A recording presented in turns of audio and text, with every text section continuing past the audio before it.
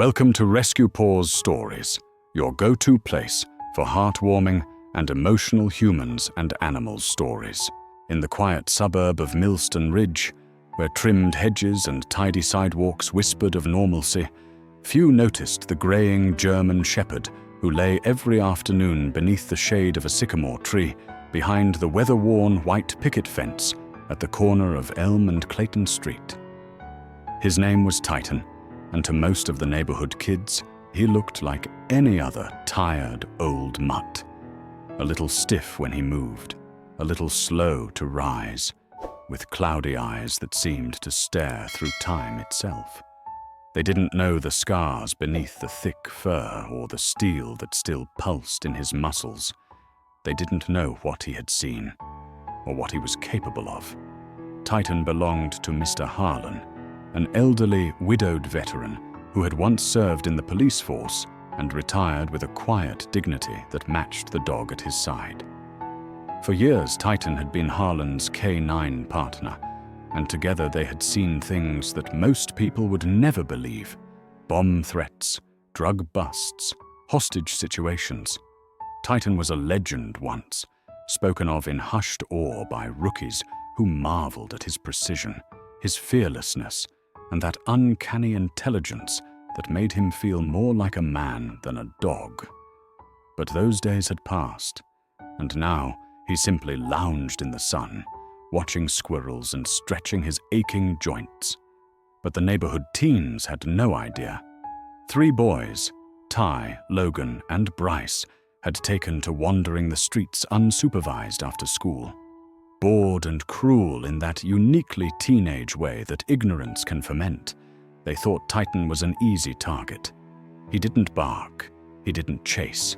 He barely even moved when they jeered at him. That made him, in their minds, fair game. "Look at that dumb old dog," Logan snorted one afternoon, tossing a pebble that bounced harmlessly off the fence. Titan didn't flinch. "He's not even real," Ty laughed. "Just a statue. I bet he can't even walk." Bryce, the boldest, reached through a slat in the fence and jabbed at Titan with a stick. "Wake up, Gramps. Time to join the living." Still, the old shepherd didn't react. But his eyes, those cloudy, amber eyes, locked on Bryce's hand, and for a brief, flickering moment, something ancient stirred in them. The boy jerked his arm back without knowing why. A sudden gust of wind swept the yard, and the dog rose slowly to his feet. That night, Mr. Harlan found a scrape on Titan's snout. Just a faint scratch, but it told him something had happened. He sat with the dog on the porch and gently scratched behind his ears. "I know, buddy. Some folks don't know what they're messing with." The next day, the boys came back. This time, they brought firecrackers. They lit one and tossed it near the fence. It popped loudly, echoing down the block. Titan jerked upright. His ears stood at full attention for the first time in months. His body, old but not broken, stiffened with primal alertness. His breath slowed. The dog the boys thought was lazy was suddenly a statue of war, silent, unmoving, calculating. But the boys didn't notice. They laughed and high-fived, tossing a second one. What happened next would become a tale that none of them could ever forget. The second firecracker exploded just inches from the fence, sending a shower of sparks and smoke into the chilled autumn air. Ty and Logan doubled over in laughter, clapping each other's shoulders, while Bryce smirked and pulled another one from his hoodie pocket. "Let's see if the old mutt can handle this one," he muttered. But his voice had an edge now. Something unsure, something wobbly. What none of them saw was the subtle shift in Titan's stance. The moment that second crack split the air, the dog didn't flinch like last time. He didn't crouch or cower. No, he pivoted, slowly, deliberately, and stared through the fence with the intensity of a seasoned operator. His body uncurled from its resting place like a coiled spring, every joint realigning with silent efficiency. The years melted away. And in that moment, Titan wasn't an old dog anymore. He was a trained K9 warrior, awakened from a long slumber. Inside the house, Mr. Harlan was at the sink, rinsing a mug when he heard the pop. The sound didn't startle him. It was the silence that followed it. He set the mug down, dried his hands, and moved toward the window that overlooked the backyard. And when he saw Titan, alert, tense, poised, his heart skipped. "Oh no," he whispered. Back outside, Bryce tossed the third firecracker. This one aimed directly over the fence. It never landed. In a blur of motion that defied everything they thought they knew about old dogs, Titan lunged forward and caught the lit firecracker in his jaws mid-air. He turned instantly, bolting to the far corner of the yard where the blast would cause the least harm. The firecracker exploded near a pile of damp leaves, sending embers harmlessly into the air. The boys stared in stunned silence. Did you see that?" Logan breathed. "He caught it. In the air." Before their brains could process what they'd just witnessed, Titan reappeared, this time not behind the fence. The old gate creaked open, not because it was unlocked, but because Mr. Harlan, watching from the porch, had opened it. The boys turned, frozen, as the sound of slow, deliberate paw steps crunched across the sidewalk towards them. Titan stood at the edge of the open gate, his chest broad, his eyes glowing with that deep K9 brilliance. And for the first time in their lives, the three teens felt what it was like to be prey. Not attacked, judged. He didn't growl, he didn't lunge, he simply stared. And in that silence, the weight of their cruelty dropped like a stone. Bryce dropped the rest of the firecrackers to the ground. Ty muttered something incoherent and backed up into Logan, who stumbled, heart racing. All three of them trembled before the old dog who now looked like he had commanded armies. That's when Mr. Harlan stepped out. He didn't yell, he didn't threaten, he simply said, "His name is Titan. He served this city longer than any of your fathers. He sniffed out bombs in your schools, protected families from armed criminals, and once stood between me and a man with a rifle. He's not just a dog, he's a hero. You picked on the wrong one." And suddenly, it wasn't just Titan they were afraid of. It was the shame burning their faces. But things weren't over yet, because just around the corner, someone else had seen the firecrackers and called the police. And what was about to unfold would bring the entire community to their knees. Red and blue lights sliced through the dusky sky as two police cruisers pulled up to the sidewalk, tires crunching on fallen leaves. The sudden arrival silenced everything. The wind, the nerves, even the boys' panicked whispers. Doors opened. Officers stepped out. One of them, Officer Lena Crowley, instantly recognized the scene. Three teenagers stiff with guilt, an elderly man standing tall on his porch, and a dog. No, the dog, standing like a sentinel between them all. "Titan?" Crowley murmured, her voice catching in her throat. Titan's ears perked slightly at the sound of his old friend's voice, though his eyes never left the boys. The other officer, Rodriguez, took in the scene. "We got a report of minors throwing explosive devices into a residential yard," he said, tone professional but sharp. "Want to tell us what's going on here?" Bryce tried to speak, but the words dissolved. Ty stepped forward, his usual arrogance gone, replaced with trembling regret. We didn't mean any harm. We thought it was just an old dog. We didn't know." Officer Crowley's face darkened. "That old dog has more bravery in one paw than most men ever will. He was one of ours. K9 unit, bomb squad, drug search, crowd control. Titan saved lives, including mine." Mr. Harlan stepped down from the porch, his hand gently resting on Titan's shoulder. "He's retired now. Lives out his days in peace. Or he did, until today. Rodriguez moved to collect the firecracker remnants from the sidewalk, while Crowley continued. Do you boys even understand what you've done? You could have triggered trauma, PTSD. Worse, you could have killed yourselves. Do you have any idea how unstable some of these illegal fireworks can be? Bryce finally cracked, tears forming in his eyes. We're sorry, really. We didn't know he was like that. That's the problem, Harlan said quietly. You don't know because you never ask. You judge by what you think you see. A slow gait, grey fur, a quiet old man, and you think we're weak. But you didn't see what this dog did when a gang opened fire on a market full of children. You didn't see how he dragged a wounded officer out of a burning wreck. I did. He's still got it in him, and today he proved it. Rodriguez returned with the evidence bagged and sealed. They'll be facing charges, not just for illegal possession of fireworks, but harassment, destruction of property, endangering a service animal. We'll need to call their parents. As the boys sat on the curb, their heads in their hands, Titan finally relaxed his stance and padded slowly to Lena.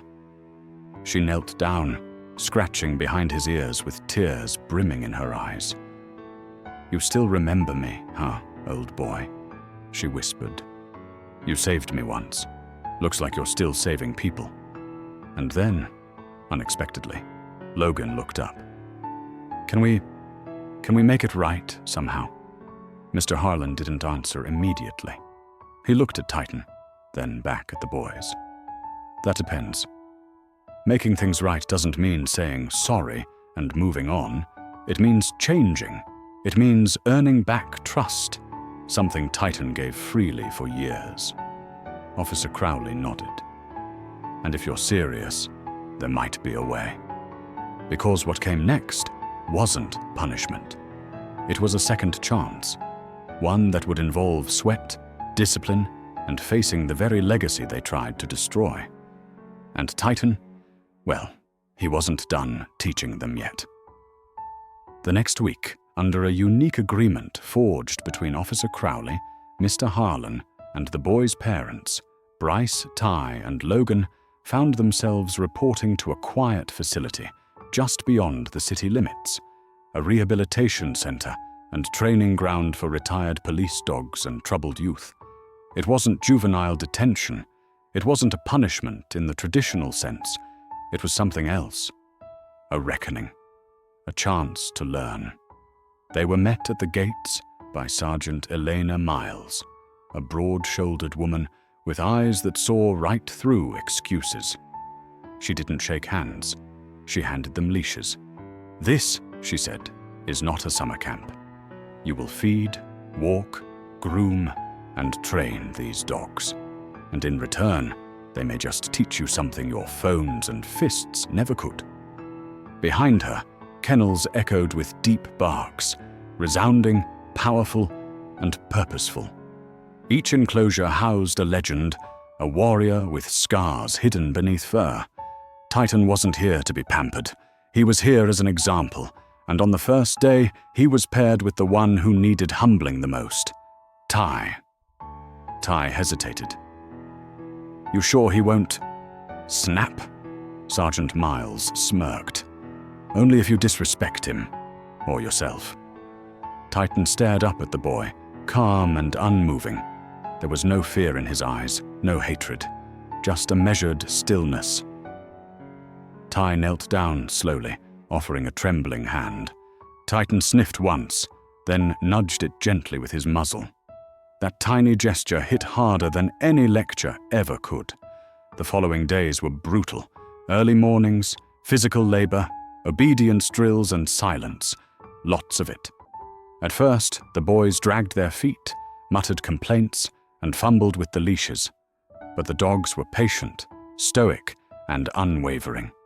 They worked without ego. They followed without question. They loved without condition.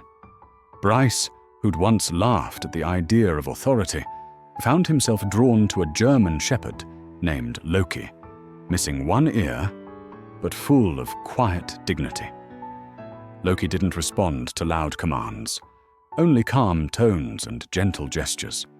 Bryce learned that control wasn't about volume, it was about respect.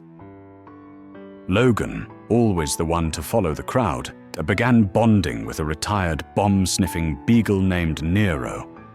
Nero had a limp, a scar over his eye, but a tail that wagged with relentless hope.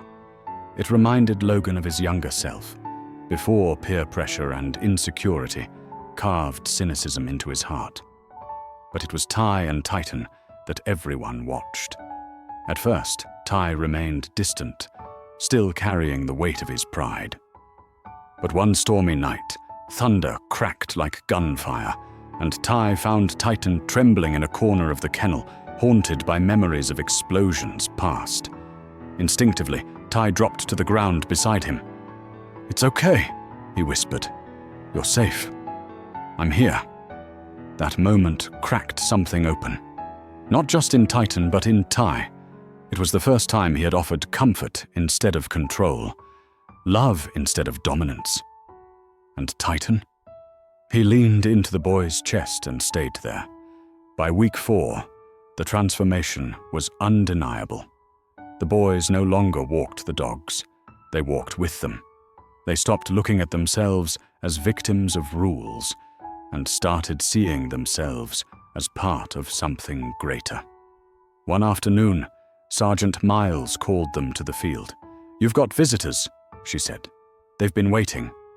It was Officer Crowley and Mr. Harlan, and Titan ran to them like a soldier returning home. Crowley looked the boys up and down. "I barely recognize you." Mr. Harlan nodded. "I do. Because now you look like men." Ty stepped forward, Titan by his side, leash loose. "We were wrong, but we've been learning from the best." Crowley's smile was slow but genuine. "You sure have." And then, just as they turned to leave, Crowley said something none of them expected. "Next month, we're hosting a public demonstration. Retired K9 heroes and their new handlers. If you're ready, we want you 3 to lead it." They stood speechless, until Ty looked down at Titan and whispered, "Let's show them who you really are."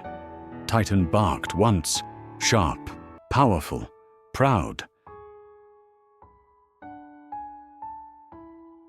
The kind of bark that echoes across redemption. The sun rose over the city, like a curtain being pulled back on a long-anticipated stage play. Excitement buzzed through the air as families, officers, former K9 handlers, and curious onlookers gathered at the downtown Civic Plaza for the K9 Honor and Legacy Showcase. The centerpiece event? A demonstration led by 3 boys who just weeks earlier had been known not for courage, but cruelty. But they weren't those boys anymore. Ty stood at the edge of the field, his palms sweaty despite the cool autumn breeze. He glanced down at Titan, who sat at his side, poised and patient like a soldier awaiting orders. Titan had been brushed, his coat gleaming under the sun, a badge of honor hanging from his collar. It read simply, "Titan, Retired Unit 5, Search and Seizure, 147 missions." "Remember," Sergeant Miles had told them that morning, "this isn't about showing off. It's about showing who you've become. Together." Bryce was next to Ty, gripping Loki's leash with a steady hand, while Logan gave Nero an affectionate scratch behind the ears. The 3 stood shoulder to shoulder, matching uniforms and determined expressions, while the crowd murmured with curiosity. Some in the front row pointed at them. "Aren't those the bullies from the news?" But no one moved to jeer. The MC announced their entrance, calling them 3 young men who learned the value of loyalty, humility, and second chances from those who give everything and ask for nothing. Then, the test began. First, obedience routines. The boys called commands. "Sit, stay, heel." Titan responded with military precision, moving in sync with Tai like a mirrored echo. Loki performed with grace, and Nero, despite his limp, nailed every motion with quiet dignity. Then came the obstacle course. Bryce and Loki navigated ramps, tunnels, and scent puzzles. Logan and Nero executed a timed search and retrieve, finding hidden items with startling efficiency. Finally, it was Titan's moment. A mock hostage scenario was staged with actors, just like the real training simulations Titan once knew. Tai swallowed hard. He wasn't just the dog's handler today. He was his partner. The moment the signal fired, Titan surged forward, not with aggression, but with focused control. He cornered the attacker, barked 3 sharp warnings, and waited for Tai's voice. "Stand down, Titan!" The big dog backed off instantly, returning to Tai's side, chest heaving, eyes locked on his handler. The crowd erupted into cheers. But it wasn't over. From the rear of the crowd, a familiar figure emerged. Greg Masterson, the local TV anchor who had covered the original bullying incident. Microphone in hand, camera crew in tow, he approached the boys. "I didn't expect to see you 3 leading the pack today," he said with a smirk. "What changed?" Tai stepped forward, voice clear and steady.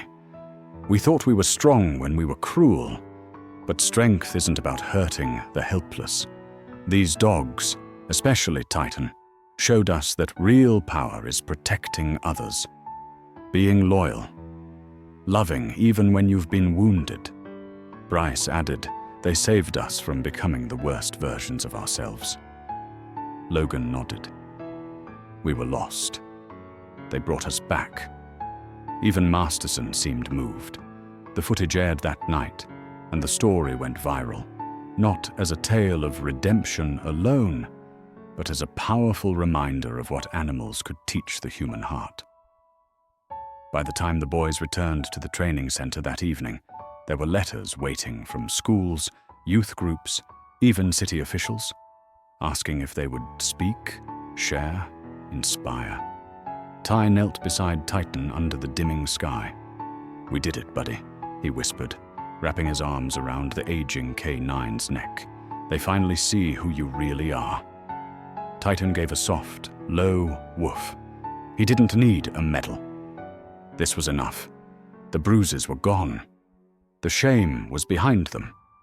And in its place stood 3 boys, a little older in soul, a little wiser in heart, guided there by a dog who had once been seen as nothing more than a victim, but had always been a hero in disguise.